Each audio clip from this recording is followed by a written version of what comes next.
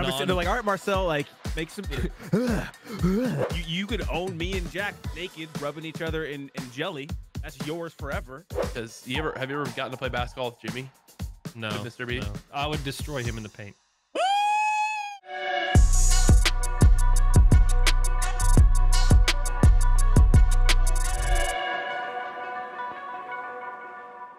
Ladies and gentlemen, welcome back to the CouRage and Nadeshot Show Special Edition. This one's extra special because we have two of my favorite individuals on the call, Wildcat and Nadeshot.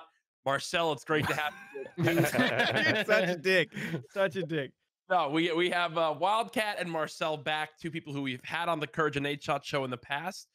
Just because, you know, there are friends who have been wildly successful in this YouTube journey. To shout them out a little bit here, they have a combined over 13 million subscribers, over 3 billion with a B views on YouTube. This is also their second appearance on the podcast together, and their first time on the show together. But the main reason why we're here is to celebrate what I think is one of the coolest things I've seen from anyone in the history of YouTube gaming in general. It is their brand new show with Vanoss and Terroriser called Alpha Betas, which releases the first episode on March 13th.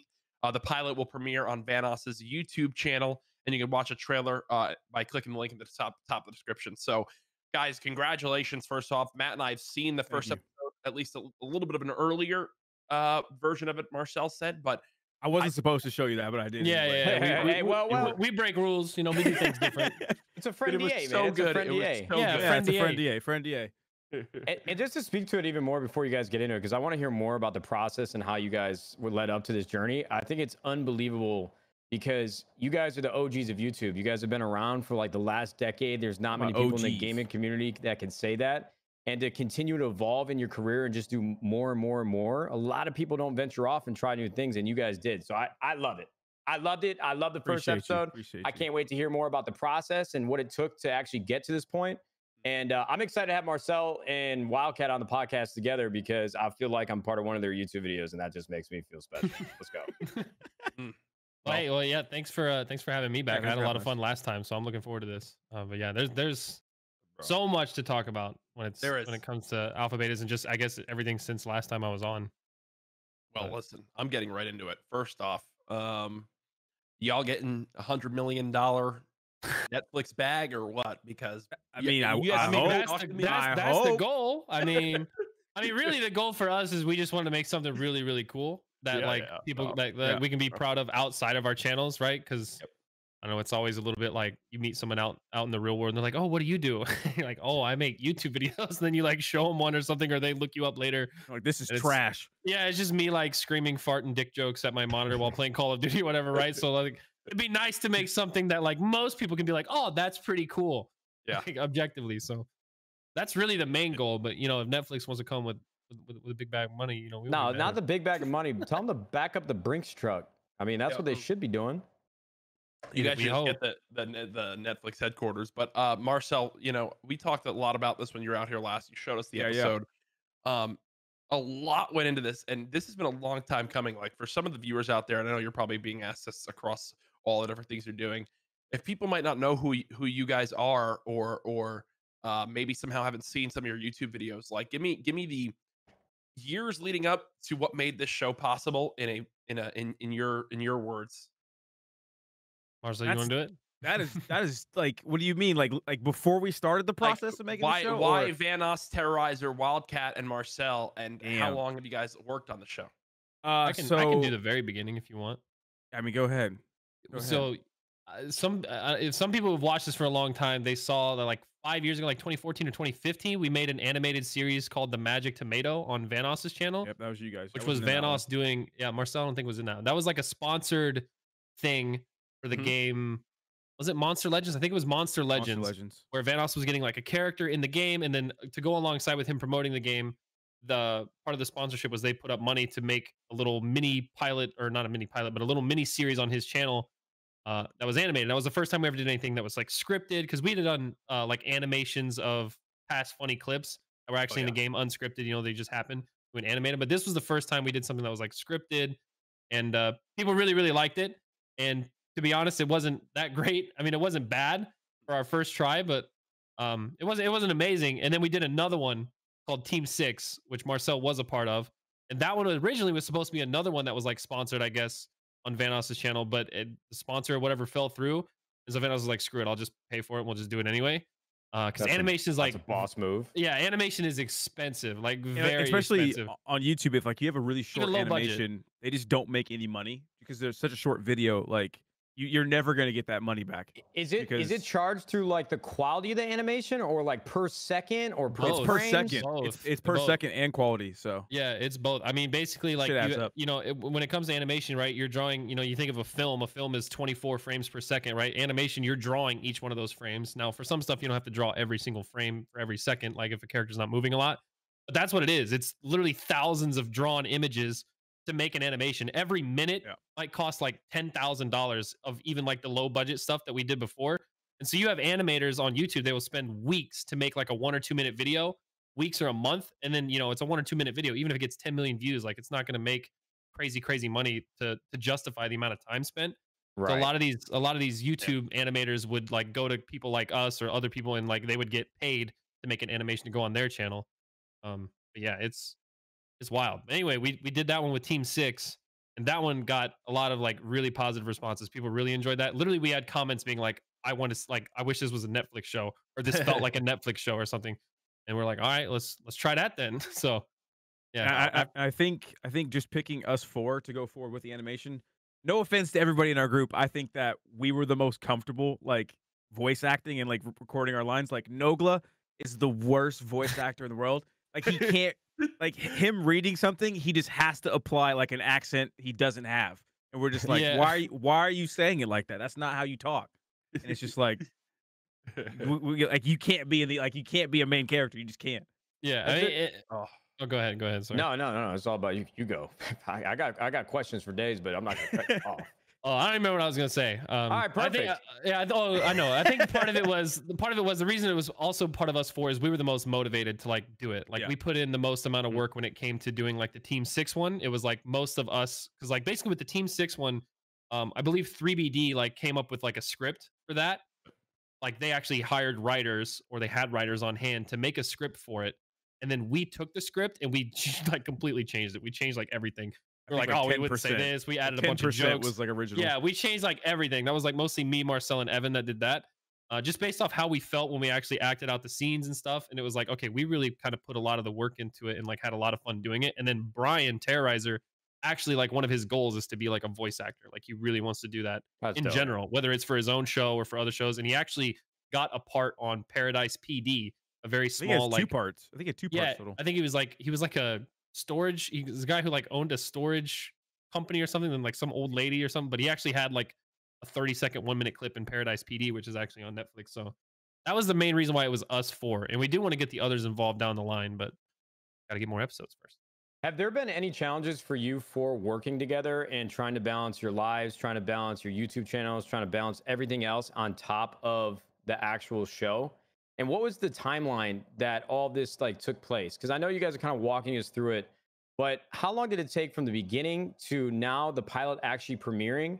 How many hours of work did it take? And did it cause like any issues in your lives that you just hadn't realized would have come up at the time before you started? We kind of started like brainstorming, coming up with ideas right around that big pro-am at E3. It was like E3 2018. Yeah, I remember like you guys were drinking slurp juice and just rattling off a new animated show together. We were sitting at Vanoss's house and we were just like, and we were like, let's do something, or let's make something creative. What would you guys like to make? We were like, well, our animations have always popped off and we're good at that, and it's super natural for us.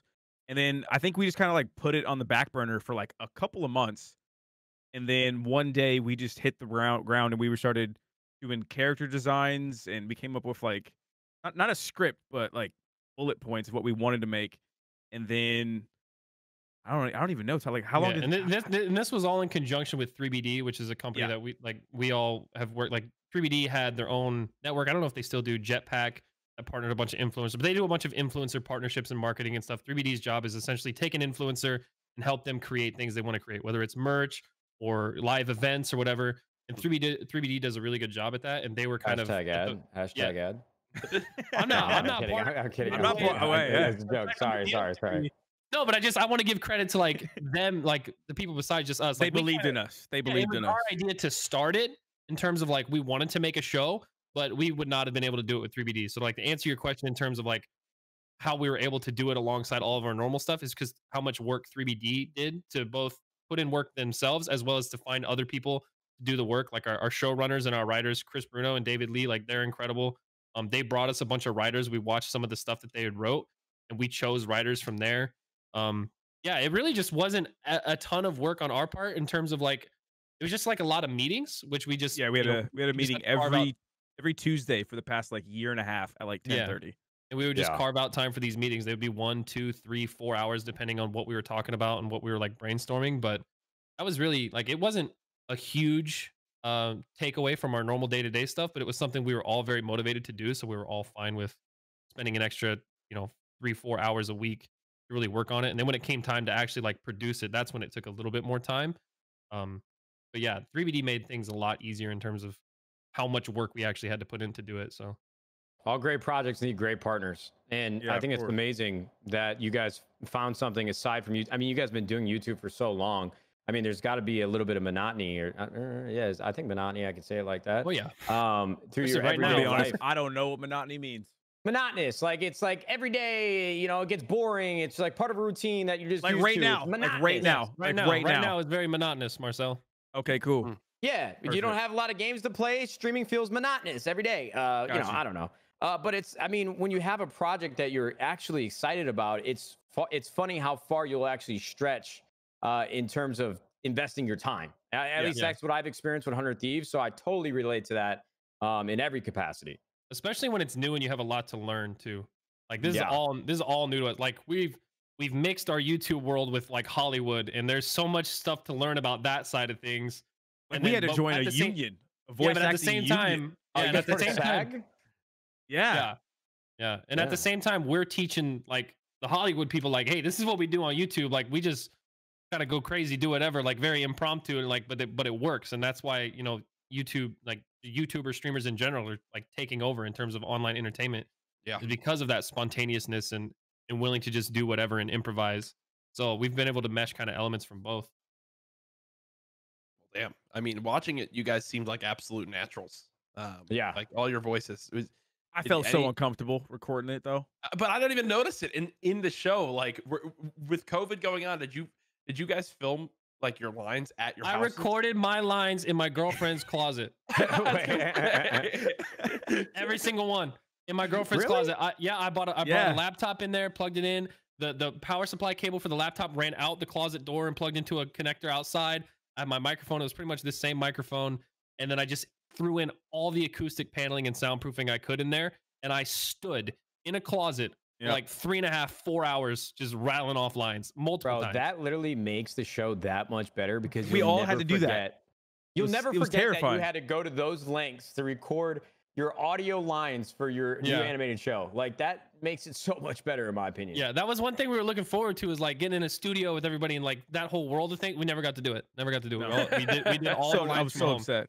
It was scary. It was scary because we had like how many people were in the Zoom call? Like 5 or 6 like engineers and there was like 10 or 15 people listening to us. Like, and they're like, all right, Marcel, like make some. That was the weirdest one. You're just like, after you do all your lines, they ask you to do effort sounds, is what they call them, which is like, your character's running and jumping, grunting. Like you're making all these noises. So I'm literally in my girlfriend's closet grunting and like sounding out of breath, exhausted. Like, wasn't the first time though, right? No, it wasn't the first time, but it was different doing it alone this time. There's like 3 minutes of me just making throw up noises, just like you're just like, by the end of it, you actually just gonna throw up. Yeah, you just feel sick, dude. That's actually crazy. I know we've had some 100 Thieves, promotion things with little animated parts of the CouRage and Nadeshot show, and every single time those are good. Those are so good. I love watching it. Like I love watching every single time. So seeing it premiere and seeing it come on out now, like we're a few weeks away. Like, would you guys say you're nervous? Are you what are you feeling leading up to the big reveal? I'm just excited because people have known about it for a while.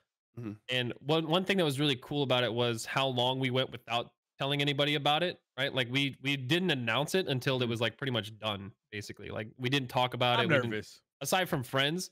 Like well, last time I was on the podcast, you guys I think asked me about like any projects or anything or things going on. I was like, yeah, but I can't talk about it.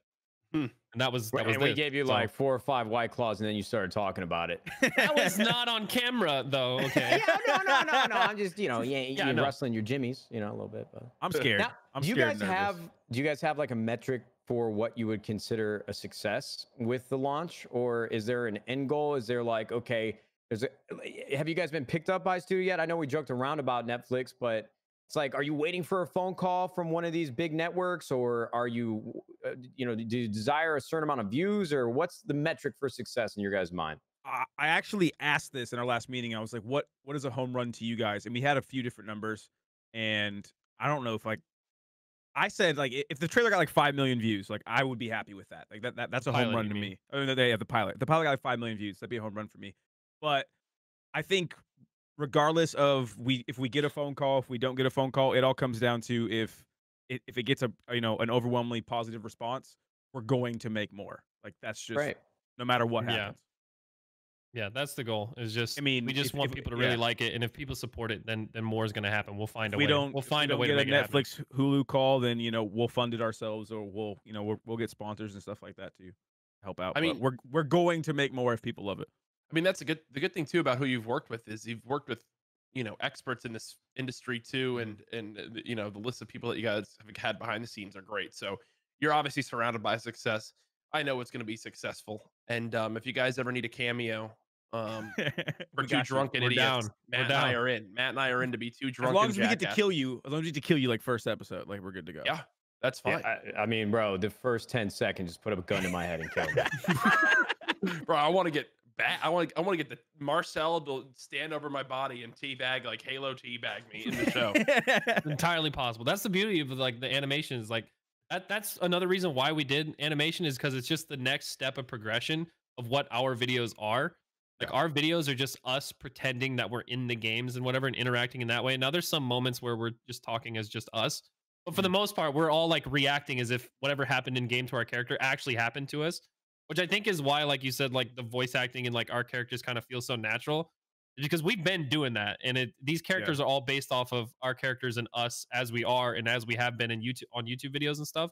So it's just the natural progression of that is like, okay, now we're not held down by what the video game allows us. Now we can literally, if you can think it, you can draw it and make it happen. So yeah, I mean, it's just a testament because like all of our channels were based on and grew from us playing sandbox game modes, and now we have like a sandbox with no limitations whatsoever. The ultimate sandbox, the ultimate sandbox. So really quick, I just realized we never gave a shout out to one of our proud sponsors here on the show. So great timing. For one brief second, as we get into another topic after, let's go ahead and give a shout out to Cash App. As you guys probably know by now, Cash App is the easiest way to send your money to your friends and buy Bitcoin, but Cash App is way more than that. Cash App is also the easiest way to try to grow your money in the market with their investing feature. Unlike other investing tools that force you to buy entire shares of a stock, Cash App lets you own a little baby piece of any stock with just $1. Cash App investing is free to use and free of fees. It's also simple to set up. Simply open up Cash App, decide on how much you want to invest in a single stock, and click purchase. Pretty simple. You like the stock, you can go buy it. As always, we're stoked to work with Cash App to support the Gamers Outreach Foundation. We've said this a million times, and every time I tell you more and more that if you haven't done it, you need to go do it. If you download Cash App from the App Store, Google Play Store today, and use the promo code THIEVES, THIEVES, you will get $10, and the Gamers Outreach Foundation will get $10, which is a great foundation to help kids with long-term treatment in hospitals play games and get their mind off things. So go and do that today. Cash App, we love you. Appreciate the support as always. And that's promo code THIEVES when you download Cash App. No! Marcel, question. You have two options in life. Okay. One, you never get to. One is. I'm trying to think of a good way to compare this. I was like, this man's reaching. Hold on. No, I had a really good second half of this because I know it's going to light up a Marcel answer, but I'm trying to think of a good comparison. You never get to see your friends in person again. Okay. Like we are right now. He's choosing that one. Or you have to play Gary's mod for the rest of my life. Yeah. So like I can never go to like a convention No. Nope. I'm telling you, that's the one he's choosing. I'm never Gary's seeing mod you or guys never seeing ever his- again. I'm never seeing you guys It's the ever time again.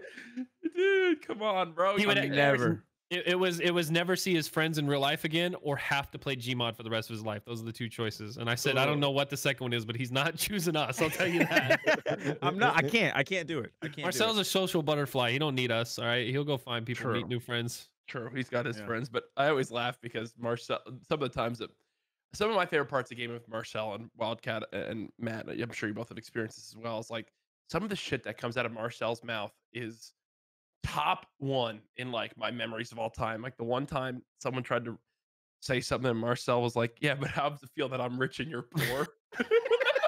Marcel just doesn't give any fucks, dude. I don't care. I just don't care. People don't get mad at him for it. It's I bullshit, just dude. don't. I just don't care. Again, you gotta have that don't care attitude if you're gonna be like that. And then What are you gonna do about it? Nothing. people aren't gonna people aren't gonna poor. bother getting mad at you because they know you don't care. So Oh, bro, it was so it's so damn funny. I I'm mean, like a walking you mad, bro. You know what I mean? Oh, That wait, thing wait, that's just wait. me. oh yeah, Wait, I got one too. Okay. Tyler, would you rather never see your friends again or never open a Pokemon pack again? Ooh, wow. I'd probably never open a Pokemon pack again. I Oh, like yeah, it, but not that much. I like it. It's fun, but I don't know. I would find some other way to, honestly, Pokemon for me right now is just I can't go to Vegas, so. Can you tell me a little bit more about like your venture into Pokemon cards? Have you made like any unbelievable pulls? Are you trying to make money off it, or are you just looking for the rush, like you said, because you can't go to Vegas? What is it? Yeah, so I mean, I've always like been into Pokemon like ever since I was a kid. Just like pretty much anybody my age that has been around gaming. Like you either played a game back in the day or whatever. You remember at least cards circulating like school and stuff. Yeah. I had cards. I didn't have any crazy good cards because back then like my parents weren't buying me a ton of Pokemon cards and I couldn't buy them. So, but I remember opening the packs, especially like the old stuff, like base set, like the Team Rocket packs, all the old stuff. I remember them. And then like 5-6 years ago, I got back into it. Like when Pokemon Go came out, I got back into it a little bit because they released like some big in it. Yeah, they released some like 20th anniversary stuff, and I was like, oh, I'm gonna get some stuff. And then around that time, I also was like, I'm gonna buy some vintage boxes, some of the old stuff, some of the stuff that came out in '99 or whatever. So I bought a box of Fossil Unlimited, which is the third set ever that came out. I bought a booster box of it, which is like a box this big with 36 packs. I bought that for $700. New, they were like 90. What's that worth right now? Then I bought a base set 2 box, same thing, 36 packs, which is like a reprint of the original base set, which is like the 4th or 5th set to ever come out for $900. And I opened it with friends off stream, didn't record it, nothing. Just did it for the nostalgia. If I didn't open that $900 base set 2 box, it's worth like $16,000-$17,000 right now. Oh my god. The Fossil box I actually didn't open. It's actually back here. That's worth like $7,000 to $10,000 right now. But yeah, I've always been kind of into it. It's just recently, it's like it's gotten to the point, it's gotten popular to where like people want to watch it. So I was like, well, I've always enjoyed this, and it's just fun to like chase cards, like basically, like it's just like I said, it's kind of like gambling in a way where I'm gonna spend this amount of money hoping to pull this card and do it for fun. If I pull the card, it's cool. If not, like I just keep going. But that's really like I'm not trying to make money off of it or anything. Like I spend a lot of money on the cards, and you don't make money opening Pokemon cards. The only way you make money opening Pokemon cards is if you buy very little and pull something crazy. You just get super lucky.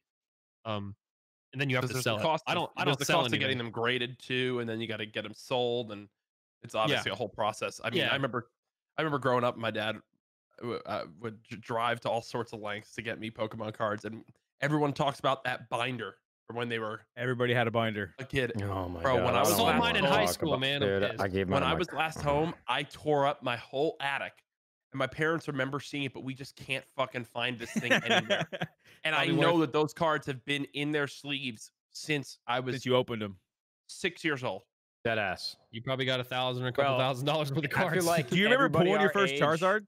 You remember pulling your first Charizard? Bro, As a kid? God, yeah. I mean, this is some of life's greatest moments. I remember also then crying at Pokemon 2000 when Ash gets turned to stone. Yeah. Man, Pokemon was everything to me at that age, dude. Bro, I'll never forget. I actually still feel bad about it to this day because we brought our Pokemon card binders to school, and there was this kid that was probably like 2 years younger than me, and we had lunch together. Oh, bro, I gave him like a Weedle for like a holographic Mewtwo, and this kid was stoked about it. Bro, these dumb kids, man, you don't feel bad. They got hustled. Well, they gotta know what they got, you know. Karma came and bit me in the ass because obviously, like a lot of us, you know, the way, I mean, probably not the same context as Jack, but I gave my 2 full binders, and a lot of them were just like repeat holograph cards of like Blastoise, Charizard, Venusaur, all in like the same little pocket because I had extras.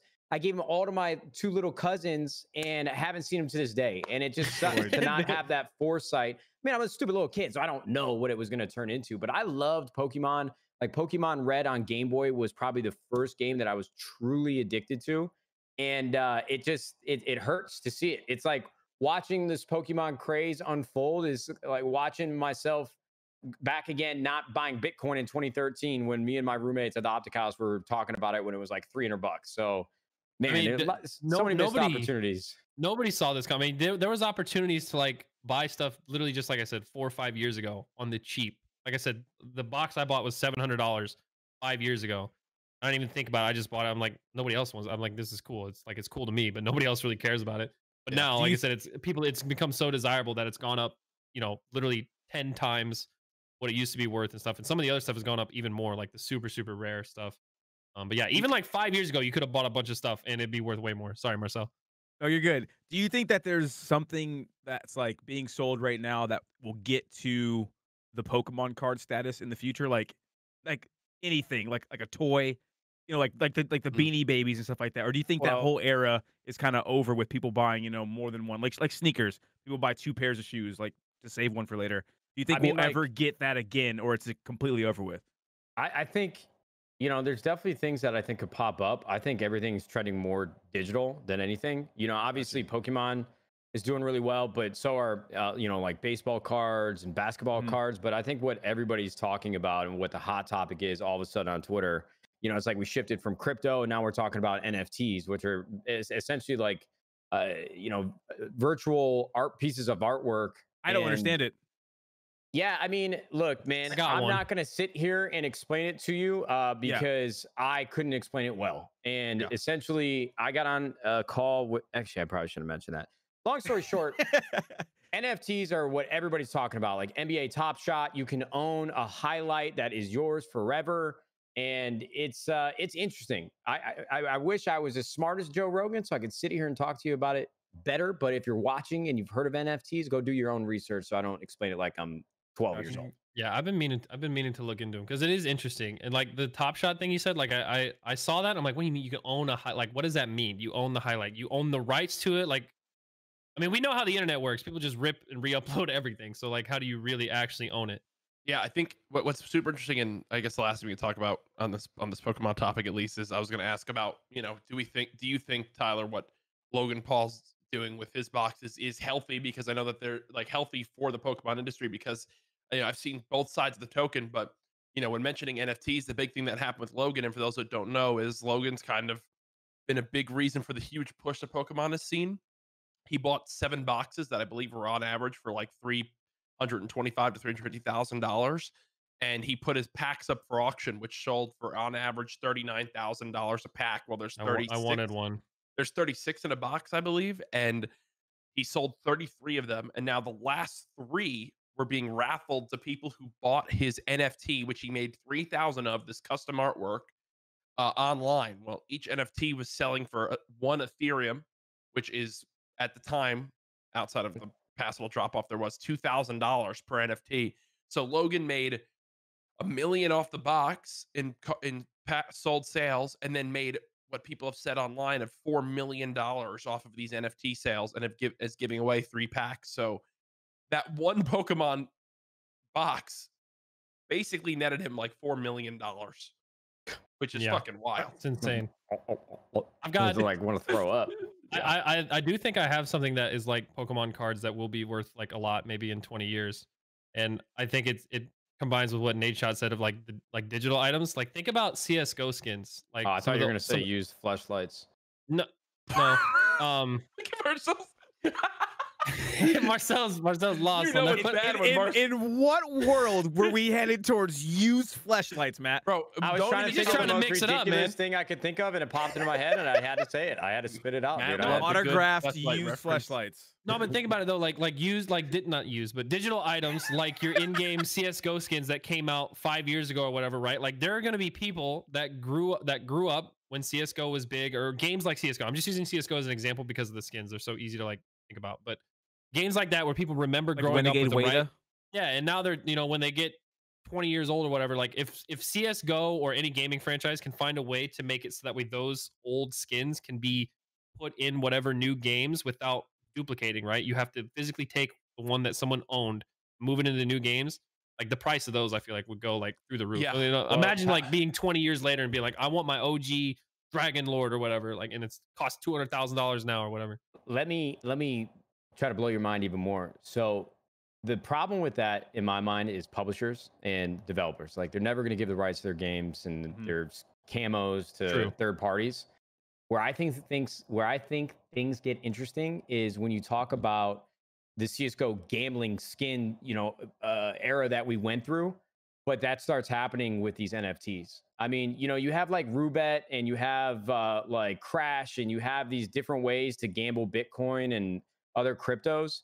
But what happens when you start taking these digital assets that people recognize are worth, you know, thousands of dollars, and you come up with a website where you can gamble those digital assets? Because in my mind, like I shouldn't even say this on the goddamn stream, but it's like when you have crypto, I mean, none of it is regulated. It's not like anybody can. And these websites like CS:GO, they would be taking like 7 to 10% of the pot. Like if these pots, then you're playing roulette or crap. I don't know, you know, at different types of games. For anybody that remembers CS:GO gambling NFTs, all that type of shit, tell me that's not going to be a huge industry.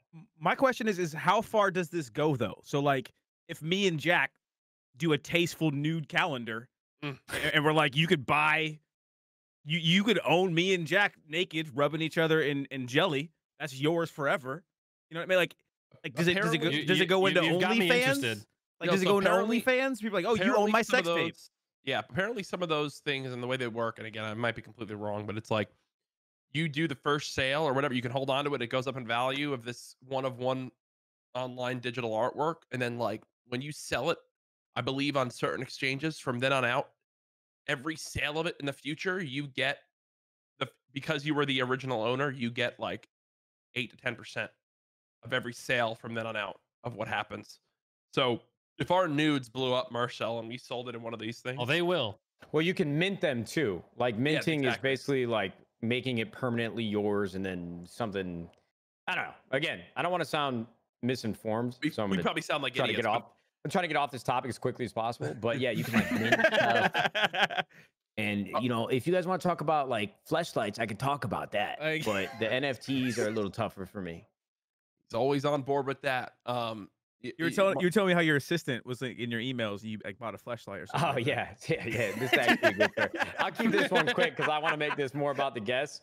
But my girlfriend and Jack's girlfriend and Brooke, they made a drinking game. It's basically kind of like Candyland. You got to get all the way to the end, and wherever you land, you know, there's challenges like you got to do truth or dare or nose goes or tell a story, this, that, and the other. And so there was this space that everybody kept landing on. And what it was, when you landed on it, you had to go and buy a gift off of Amazon for like $100. That was the limit that you could spend. Under 20. Okay. Well, we ain't got it like that, bro. Come on. Well, under 100. I mean, whatever. So I broke that limit. My buddy Jackson got picked for me to buy something for him, and I like to fuck with him. So I bought him a fleshlight and had it shipped to him. But when I was checking out, I registered it with my work email, which my assistant has access to. And so the next week, I see the receipt for the fleshlight. I see like 4 promotional emails about like read custom fleshlight. I see just a whole damn page, and I can't imagine what she was thinking. And I still have never addressed it because I'm too nervous to. Like, hey, Leighton, I'm so sorry about the pocket pussy emails that you've been seeing. You don't need to respond to that. Don't worry about it. Stop, bro. I didn't even know that happened. That's actually unbelievable. Wow, that is great. One thing we have all got in common now in our houses, boys, is that everyone here has dogs. Oh yeah. Some maybe a little bit more devilish than others. I just saw videos of Tyler's dogs swimming in a pool. Marcel, I always want to hear updates of what you've got going on with Voldemort. And Gary here at the house, I actually just went downstairs. Gary got so excited to see me that he walked up next to me and began to pee on my hand a little bit. Like some He squirted on you, really? He did. He got really hyped that Uncle Jack was downstairs. So no way. I do that when I see Jack too. Yeah, trust me. We have a mop in the kitchen for a reason. But well, I want to make it clear, Gary doesn't have accidents anymore. He doesn't. No. That was it's just dogs. Like, yeah, that's what they do. The only people who don't understand that are people that don't have dogs. Like, these things. Sometimes they get excited. Yeah.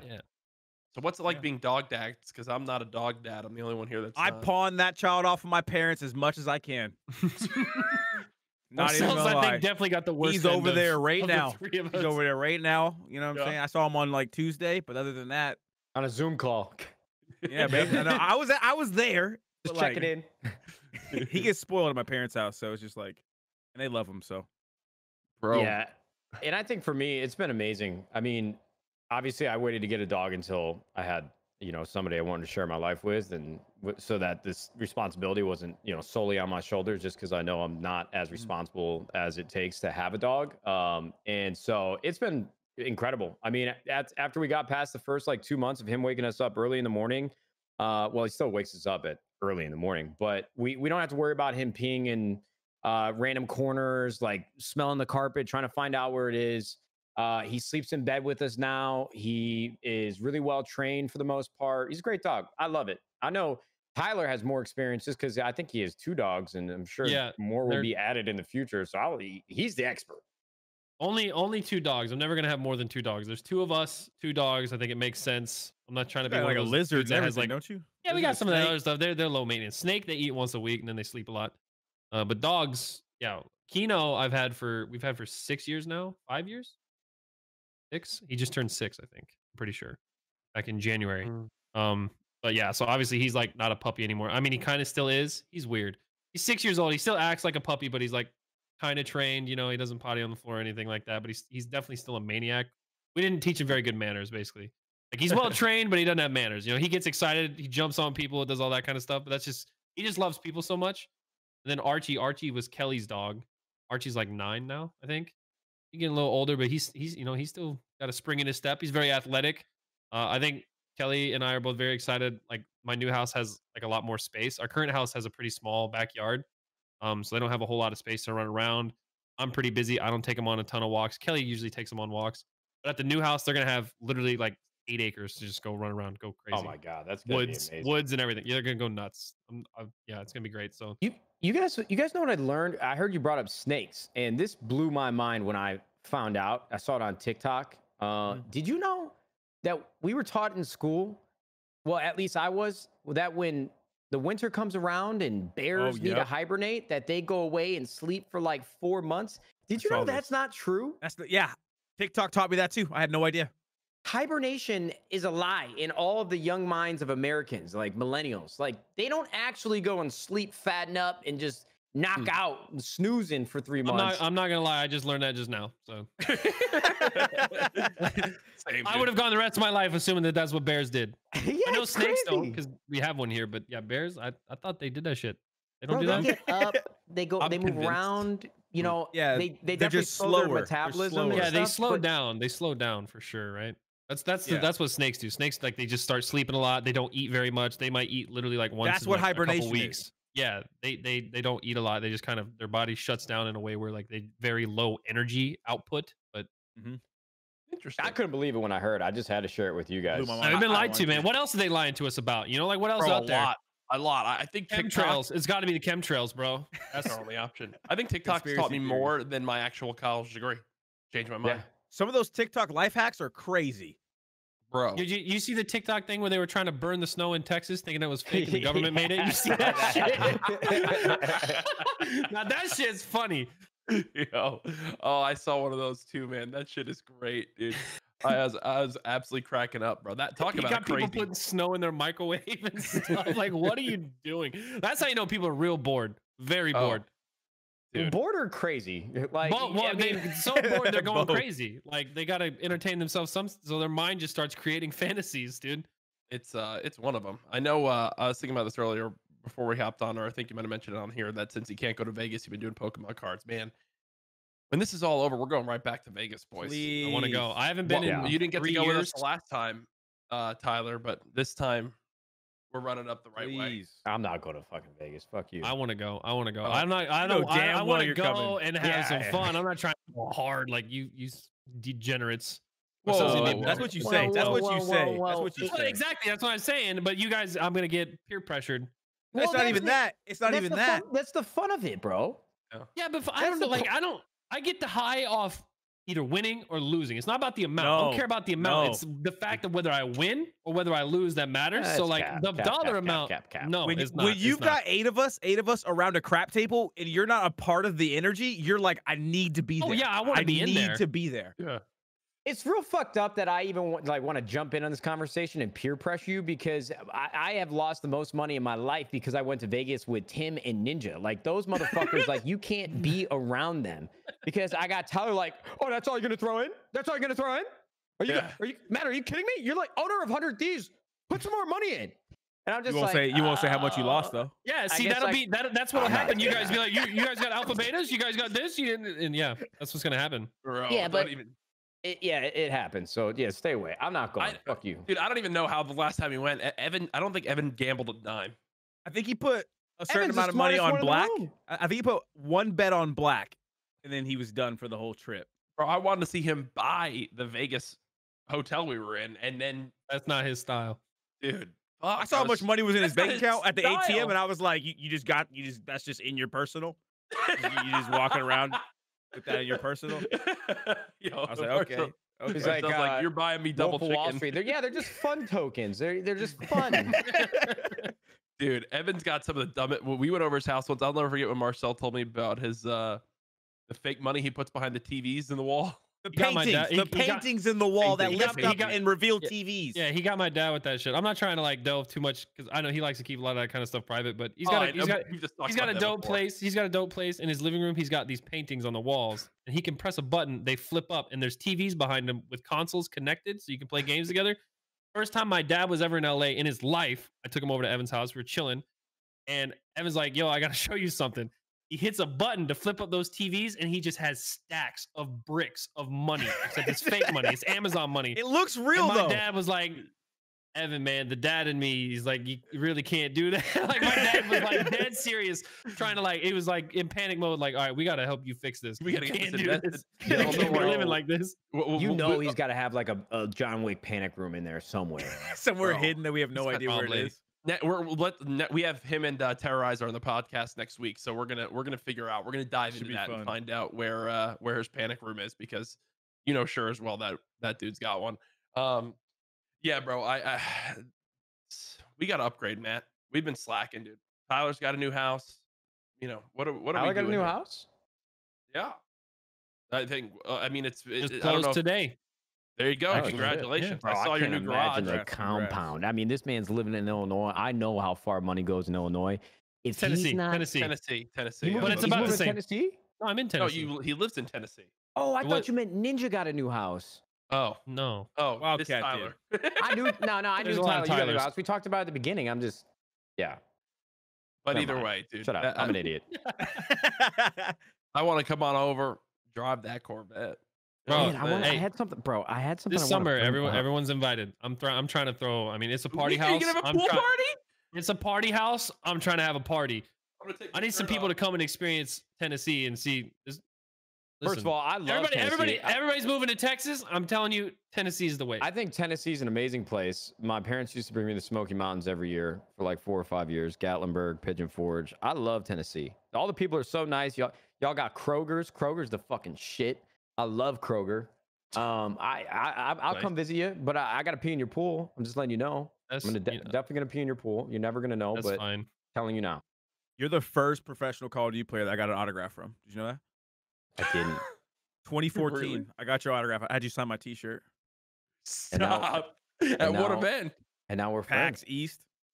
I was Wait, there. I really signed your T-shirt at PAX Yeah, East? swear to God, I got like you, Rambo, like everybody that was. I remember going to dinner. You with guys didn't Rambo even in, have like, a booth. 2014. It was just a bunch of like chairs, and it was like taped off in the middle. Yeah, That's crazy. You just made my whole day, and now we're friends. Look at that. 7 years ago, bro. That's actually wild to think about. Holy shit. I don't think I've ever met been too to a many PAX people East. that have told me that they were my fan at one point, and now they're just like wildly successful, and I look up to them. Mm. That's crazy, bro. That's like a rap song, bro. You're living a rap song, Marcel. Been running into that a lot lately. We're It's fans actually- now they've passed us. Yep. MrBeast was a fan of like me, like the Vanoss crew.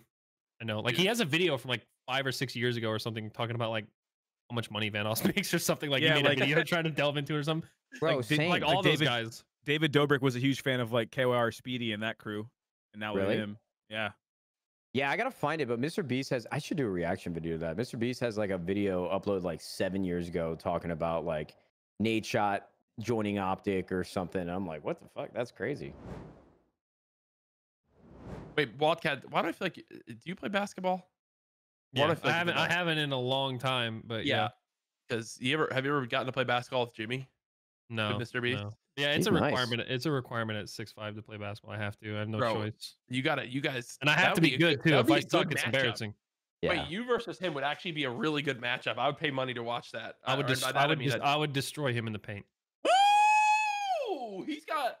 How tall is he? How tall is he? He's like 6'3", 6'4". He's Yeah, tall. he's a big boy. He plays a lot, bro. Like his big thing is that like we went there for that. He'd for probably, that, he'd probably Trader beat me. James. He'd probably beat me. I'm just talking shit, but Oh hey, no, I like it. That's juicy, bro. I'm We went- pretty solid in the post though. I got some good moves. I got good footwork. Marcel and I will watch. and You know who? commentate. You know who just texted me yesterday, Jack? And I mean, Marcel and Tyler, you guys will like this too, maybe. Kyle from Nelk Boys. He's like, yo, grab a partner and you're going to play me and the Nelk Boys 2v2 golf next week. I'm like, okay, Ooh. let's go. Oh, good luck. You're gonna be hammered. Yeah. Like, I don't think it's really playing golf. Like you're gonna be absolutely drunk by the back nine. No, because it's gonna be a competition. And by the way, some people play their best golf when they are drunk, and that is I'm in that camp. So I you play the stop best. thinking about it, bro. I You play the stop- best werewolf when I'm drunk, or any of those types of games. Where Yeah, I'm bro, crazy you yelling I play the at best dogs. dodgeball when I'm drunk. What? Drunken dodgeball is my favorite. What Bro, you be how would we throwing not? up Who everywhere? the hell has played drunken Ah. dodgeball? Marcel Ah. still wants to do that dodgeball YouTuber game, don't you? We gotta do that. That'd be sick. A 100%. dodgeball Make YouTube the event tournament. happen. I don't have the money for that. You got the Wait. clout. Swing the dick around. People will do it. Can 100 Thieves make it happen? Host it in LA. We'll charge money for tickets. We'll live stream it. Oh, Yeah, all right, it's dope. done. I can't do Right. dodgeball though. I'm a big target. Nah, bro. you could but be a you coach. probably got a cannon. you could be a coach. You become what was his name? What was he from Dodgeball? What was the main guy's name? It's fun. You're going down to the floor, Peter LaFleur. Oh no, I'm talking about the coach. Patches You gotta dodge O'Houlihan? around- Patches Patches O'Houlihan. O'Houlihan. Yes, I Patches looked up O'Houlihan. Patches. Patches O'Houlihan. That'll as be long you, as bro. we got patches, I really think we can win this thing. The sign just impales him. Oh man, Dude, Rip Torn. That's perfect, bro. I bro, think that Pete would Vince actually work. Vaughn is one of the best like cultural agree. American icons that we have. I agree. How old is Vince Vaughn? He's old now. He's been doing Uh, a lot more serious work now in acting, and he's a really good actor. I mean, an incredible actor. Fun fact: he's 6'6". I want to look up how old he was. So he might beat you in the paint, Tyler. Nah. Oh, Vince Vaughn's dunking on your ass 100%. Nah. Yeah, You got to like keep said. in mind, like all of my basketball experience is playing against my dad, who is like 2 inches taller than me and like 20, 30 pounds more. So you know, you gotta be big. It's Gotta Vince be big. Vaughn. He's big. He's 6'6". He's Vince Vaughn. Yeah, my dad's 6'8". You gotta be big. Tyler's dad is a massive man. I don't care how big you are. I'm moving. No, Tyler's dad is a big boy. Is the way That's I'll put dope. it. Well, shit, boys. Appreciate you coming on the show today. I know we're all kind of in this moment right now of what the fuck do we do? But no matter what the hell we do, whenever we get together, it's a good time. I know we're gonna play poker this weekend, which will be a damn blast. Yes. Matt, are you gonna play? All I want. What day? Saturday night if you can. Yeah, I'm in. All I want is for Frosty to have another another fucking horrible meltdown. experience. Like, if you guys weren't there last time, Frosty, who's a member of 100 Thieves, set his stream title as "Taking Money from Rich Streamers." This fool lost he got $600. He spilled a drink on his, or sorry, he broke his glasses in the middle of it. Then, in the middle of his frustration, when everyone was tuning into his stream to laugh at his pain, he spilled his cocktail he was drinking on his computer and fried it. And he lost like the 4,000 viewers he had. And he literally just uploaded a video of him on Twitter going like, and like raging at the scenario. And it was amazing. I cannot wait for that to happen again. I know Marcel plays a lot of poker. And I know Tyler. Online poker is a lot different from poker in person. Yeah, no, Marcel, this online poker is, we had nogla in there, Marcel. Imagine playing poker with nogla. Oh, God. Tyler, like, oh, you've got to jack in a 3. That's pretty good. Just bet. Just place some money in there. I have my webcam right here, Tyler, for showing my webcam this time. So that's the best part of this. Is like you can see everybody's face. Oh yeah, everyone's having drinks, bro. We're all laughing at. Wait, I need a second camera. So apparently they fixed it though. Apparently they fixed it. The website. Well, your camera can't be doing 2 things at once, I don't think. But yeah, the website we use has a bubble for each person's character where you can set up a webcam, so we can see everybody's face while we're playing, which is obviously better for your stream because you see your own face on stream and then you can see everybody else while they're talking. And we got to set that up because it's great. It adds a whole other element to it. It's awesome. I need to get a camera. Okay. We definitely have some. Just get you a little C920. That's all you need. Yeah. All right, boys. Well, hey, man, congratulations once again on the show. March 13th. March 13th. March 13th for free. A lot of people think it's like YouTube Premium. No, it's just going to be uploaded like a regular YouTube video channel. For free on his channel. We'll have Alex put some, some of that info in the description below, just in case, you guys don't want to forget or you need to come back and remember it. First 10,000 likes, I heard, get $1,000. From you guys. That's got to become a felony at some point when you start lying to people like that. I was like, I don't know who would have said that, but that's not true. Nobody said that. It's a lot of money to give out. But no, I'm so happy for you guys, man. The show is fantastic. Everyone go and watch it. When you guys do watch it, tweet with the hashtag show love to them, and you can follow Alpha Beta's official Twitter account at Alpha Beta's Show. Yep, Alpha Beta Show. Watch the trailer to get kind of the layout of what the show's about. Yeah, it's great. We're excited. We're pumped. We love it. So it's just gonna be fun. Well, good. Congrats, guys, and to everyone watching, thank you so much for tuning into another episode of the CouRage and Nadeshot Show. If you guys were like, well, that's not fair, you only had on half the cast of Alpha Betas. Well, guess what? Next week we got Terroriser and Vanoss, and we're gonna get into the dirty details of what we all hate about Wildcat and Marcel. It's gonna be a long episode, like 3 hours. Yeah, you're gonna need some time because Brian ain't stopping. Oh, good. I can already tell it's going to be a juicy one. Thank you guys for coming on the show again. Next time, it'll be in person with drinks, and we'll have a damn good time. Yes. Thank you guys for watching. Be sure to like and subscribe. Go check out Wildcat and Marcel on their own personal channels down below. Shout out to Cash App, again, for sponsoring or presenting the CouRage and Nadeshot Show. We love you guys. And with that being said, we'll see you guys in the next one. All right? Peace. Peace out.